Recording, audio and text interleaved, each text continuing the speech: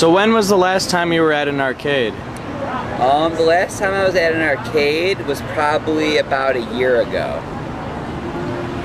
Did you ever go to them frequently? I never say I was a frequent arcader, I don't think. What would make you go to them more frequently?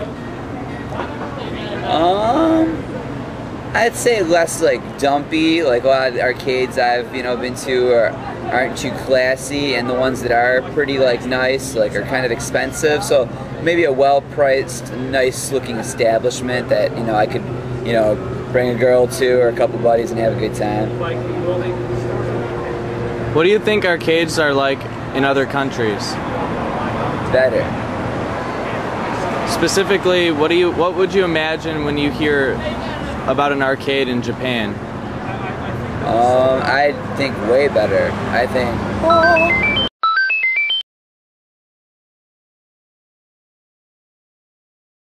We're at the arcade in Akihabara. This is a big electronic district. This is where like a lot of people come to play every day. Do your average arcade thing. We're here on trip, and this is where we decided to go in our free time. So, playing some Street Fighter 4 today.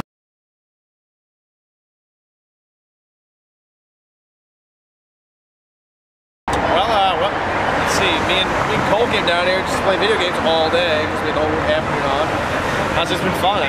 Actually, I've just only played Street Fighter. So only Street Fighter? Just Street Fighter. Yeah. Why only Street Fighter? That's all I know how to play, to be totally honest. I just kind of, Street Fighter's kind of, it's rather popular here, and so it's like, I'm kind of in the mecca of Street Fighter, like Akihabara, arcades, that's like, the game started as an arcade game before it was like a console game, so it's like, this is where it started more or less, that's why it was popular. So it's kind of cool just to play it here, the people are incredible. They're incredible.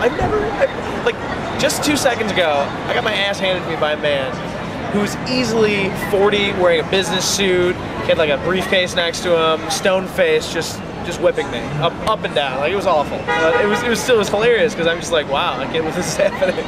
There's guys I've seen in business suits that just come in from business and whoop everybody, just create havoc in these little kids' lives who would come in and play.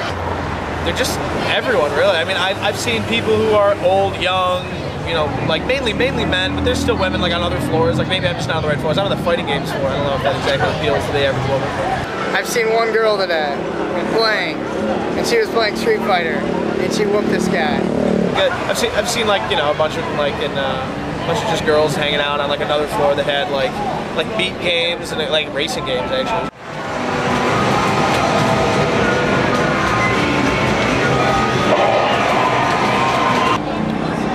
Could you describe the atmosphere of these arcades? Kind of loud and really shiny and a lot of lights. It's cool. Everybody smokes. Pulls out a cigarette and smokes away. It's not oppressively loud. There's pachinko parlors here are oppressively loud. It's really bad. You can't even think. But it's in the arcades. It's just it's the average. Just a bunch of different sounds that are being made and people smashing buttons. That's about it. Occasionally, there'll be a little song being played by one of the machines, but it's not like you can't think.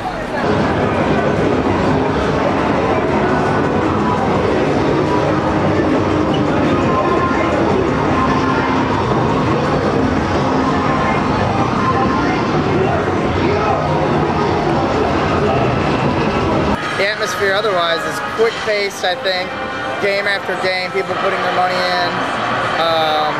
In the slower-paced games, I don't know what they're called, but you have your own little booth that you sit at, and you pay in your quarter, and you play puzzle games and stuff.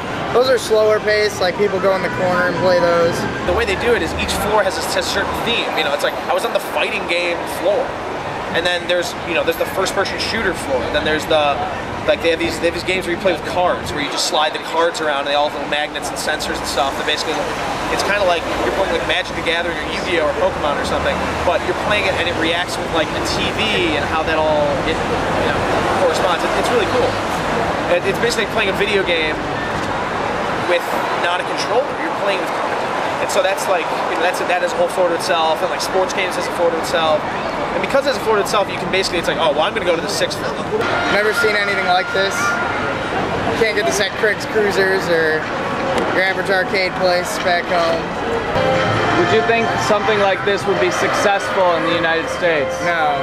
In a big city, absolutely. If you can have a lot of people just walk into it, taking a subway or something like it, you know, I mean, cities like New York, I don't really know much about LA, but I think LA is more car-based, but like New York, definitely. Boston, I can see it in Boston, definitely.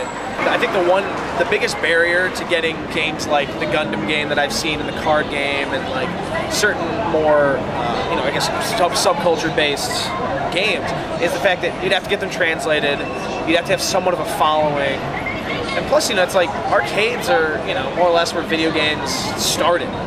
And they never really died here. Like they kept going for a while in America, but then they eventually died. Because in the United States, people play mainly console games. And why would you go pay $1 per play when you have your own console game at home? Have you been to an American arcade? Like Chuck E. Cheese. That's an American arcade for me.